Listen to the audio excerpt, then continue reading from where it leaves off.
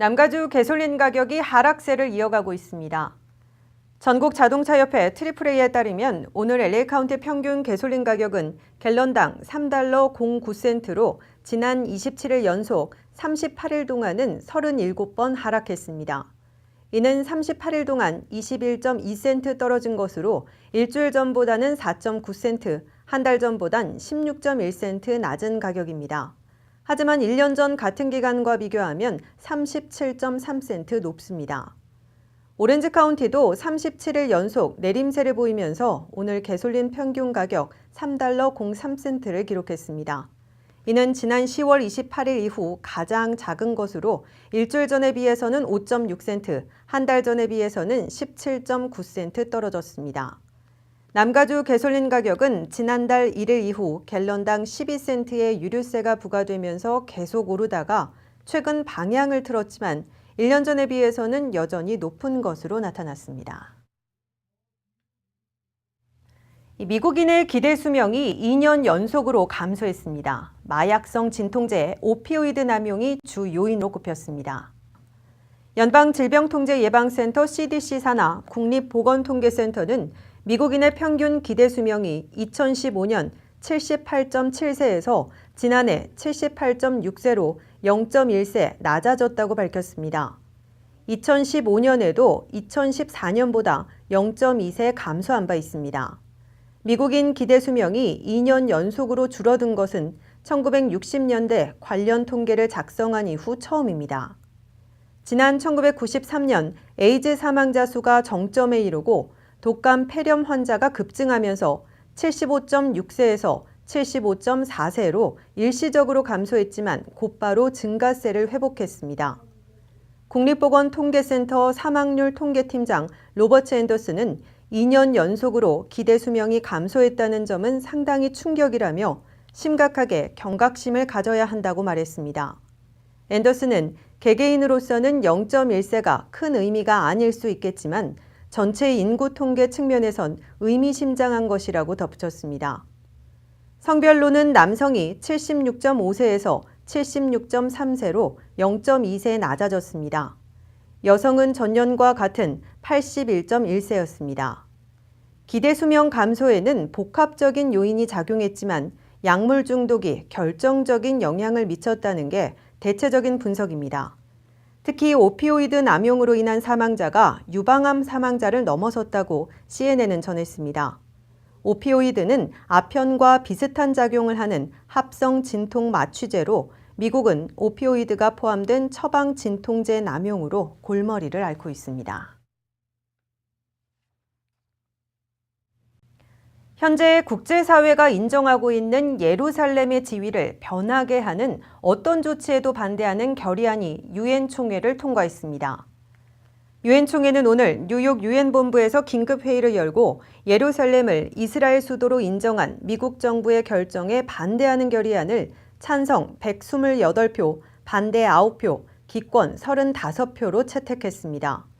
유엔 총회 결의안은 안보리 결의안과 달리 5개 상임이사국이 거부권을 행사할 수 없으며 회원국의 3분의 2 이상이 찬성하면 채택됩니다. 이번 결의안은 강제적인 조치는 아니지만 미국의 결정에 반대하는 국제사회의 여론을 재확인하는 상징적인 조치로 평가됩니다. 유엔 안보리는 사흘 전 같은 내용의 결의안을 상정했지만 미국의 거부권 행사로 부결됐습니다. 표결에 앞서 니키 헬리 미국 유엔 대사는 미국민이 원하는 결정을 한 것뿐 중동 평화를 위한 노력은 달라지는 게 아니라며 결의안 채택에 반대했습니다. 또 미국이 전 세계 절망적인 사람들을 위해 쓰이는 유엔 지원금을 가장 많이 내는 나라라고 강조하면서 미국은 이번 투표의 결과를 지켜볼 것이라고 압박했습니다. 하지만 터키와 이집트 등 이슬람 국가는 물론 영국과 프랑스 등 미국의 우방국들도 트럼프 정부의 결정이 중동의 불안을 더 키울 것이라면서 결의안에 찬성했습니다. 열차 탈선으로 충격을 준 시애틀 남부 두퐁 일부 고속도로가 재개됩니다. 그런가 하면 리우데자네이루에서는 뜨거운 태양 아래 산타가 나타나서 아이들의 방학을 축하했습니다. 이 밖에 간추린 소식 조민정 기자가 전합니다. 치명적인 암트랙 열차 탈선 사고로 폐쇄됐던 워싱턴주의 고속도로 일부가 재개됐습니다. 워싱턴주 교통부는 워싱턴주 타코마의 남쪽 충돌 지역에 있는 5번 주간 고속도로 3개 차선 중 2개가 수요일 저녁에 재개됐다고 밝혔습니다. 이번 열차 탈선 사건으로 인해 수요일 오전까지 워싱턴주 주요 남북간선의 남쪽 차선을 폐쇄한 상태였습니다. 그러나 폐쇄된 고속도로로 인해 교통 체증이 더 심해져 이 같은 결정을 내린 것으로 보입니다. 한편 이번 사고로 사망한 2명의 사망자는 기차 마니아였던 것으로 알려져 안타까움을 더하고 있습니다. 산타클로스가 브라질의 유명한 코파카바나 해변에서 여름의 첫날을 축하하기 위해 서핑보드를 움켜쥔 모습으로 등장했습니다. 산타는 하얀 수염과 산타 모자를 쓴 채 아이들을 맞이하며 리우데자네이루 대서양에 발을 담그고 즐거워하는 모습입니다.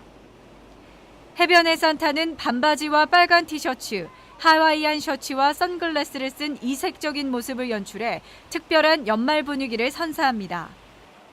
이미 리우데자네이루의 많은 학교가 휴일로 문을 닫았고 코파카바나에는 어린이들이 모여들었습니다. 브라질의 뜨거운 성탄절의 모습이었습니다. 때로는 가장 재능이 없는 곳에서 재능이 숨어 있기도 합니다. 여기 매사추세츠주 워터타운의 루소 마켓에는 매출이 줄어드는 마켓에서 상권을 부흥시킨 직원이 있습니다. 23세의 브라질 청년 루소는 상점이 주말 동안 매장에 흘러나오는 음악 장비를 점검하는 시간 노래를 불렀습니다.